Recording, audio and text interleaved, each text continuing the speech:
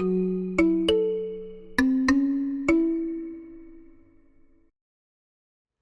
would feel very unaccomplished if at the end of today, at least one person doesn't leave this room changed. The fact of the matter is I wasn't supposed to be here today. When I applied for the competition, on the day of, I went and I was told that I wasn't able to speak. But even on that moment, I just wanted to put my message out there. Because at the end of the day, that's all that really matters to me, is to have this message be heard. So now as I start, I would like if everybody would just please close their eyes. I want you to think about the person that you are. Who is that person? Why do you hide the person that you truly are? Are you ashamed of it?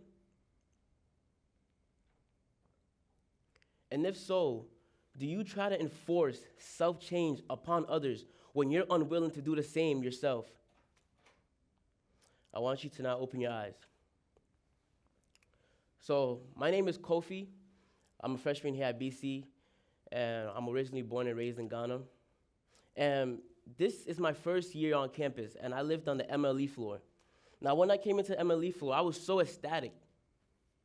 Because when I came on BC, everybody that I met didn't look anywhere like myself or the people that I was surrounded with back home. I was so happy to be in a floor filled with people from all races and from people from all types of cultures. I thought that by being on this floor, that I could be my true self, and that others would have no shame being who they were as well. But when I got on this floor, I was completely shocked. The thing is, people that lived on my MLE floor, rather than being their true selves, would rather be everything but that. I felt like they were ashamed of their background, ashamed of where they came from, and ashamed of the fact that 99.9% of the students that come to the school do not look like them at all. So I decided to go into my classrooms and do the same thing. And I quickly realized that as a minority in most of my CSUM classes, that I too was ashamed of where I came from. The truth of the matter was, I was scared and afraid. Afraid of the disgusted look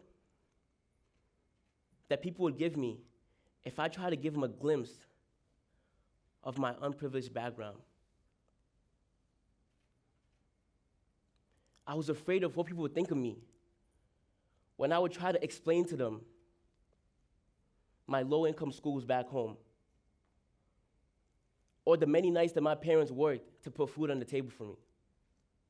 Oftentimes in my classes, I would casually hear students talk about their exotic vacations, especially during spring break, and talk about their lavish lifestyles. This made me feel inferior. But the truth of the matter was, they were just as afraid. They were afraid to take that step, to break that barrier, to get to know me. They were afraid for just 1 minute to picture themselves in my shoes, to come from where I come from and be in the same position as them. They were afraid of that. And because they were afraid, they didn't have the courage to talk to me.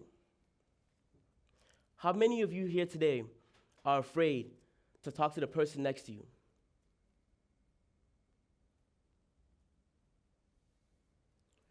See, for me, acceptance is everything. It's absolutely mandatory. In order for us to become one, I have to be able to understand the person next to me, where they come from, the lifestyle that they live. So I just want to tell a story of back home in Ghana. I went to the shop, and there was this guy who was explaining to me about a rug. So basically, when rug makers make a rug, there's a certain part of the rug that has intentional mistakes. And that part is called a humility square. But As a young kid looking at this rug that the guy had presented to me, I was like, wow, that's amazing. In my eyes, that rug had attained perfection. But it wasn't until the rug maker came to me and explained to me that actually I made some mistakes on this rug that I began to see the imperfection that the rug had. See, if I looked at the rug through the eyes of the humility square, I would see nothing but the mistakes that the rug holds. Just as how if I look at someone just based on their flaws, that's all that I would see. But if I by looking at the person as a collective, it forces us to take account the flaws, the strengths, and the excellence embedded in that rug, just like the excellence embedded in each and every one of us. See, when we take that step forward and we talk to one another, that's when we truly begin to realize the elegance in our humanity.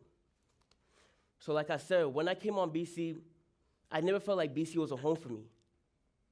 Not until I joined a group called Sexual Chocolate. So most of the people out there, they see us on stage performing and they think that's all that there is to us. But the matter of fact is there's more than that to it. I was never able to confine with anybody in my community until I joined Sexual Chocolate.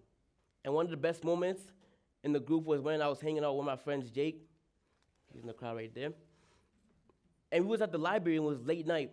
And I was explaining to Jake the difficulties I was facing on campus. I found myself opening up to somebody that looked completely different from me. I was vulnerable and I was okay with that. And in the midst of my vulnerability, Jake told me about his background, where he was from, and I got to know the hard worker that Jake truly was. But it wasn't until I decided to speak to him that I noticed that. See, there are several topics on this campus that are rarely talked about, such as racism, sexual assault. And in all of those issues, we talked about it at Sexual Chocolate. They made me feel that it was okay to not feel at home, that it was okay to not be perfect, that it was okay to still be figuring things out. And to this day, joining the group was one of the best things that happened to me. I want to end off with a quote, one of my favorite quotes. And I'll just be happy if we could all just read it together. Our deepest fear is not that we are inadequate. Our deepest fear is that we're powerful beyond measure. It is our light, not our darkness, that frightens us most. As we are liberated from our own fear, our presence automatically liberates others. The reason why I didn't want to say this by myself was because there's power in unity. If we all help each other sharpen each other's blades, just think of how much more powerful it would be. There would be no black and white. There would be no segregation in that sense, but there will only be humanity. The whole point of my message today is to accept each other. Because you never know what that person that's sitting next to you is going through until you talk to them. Thank you.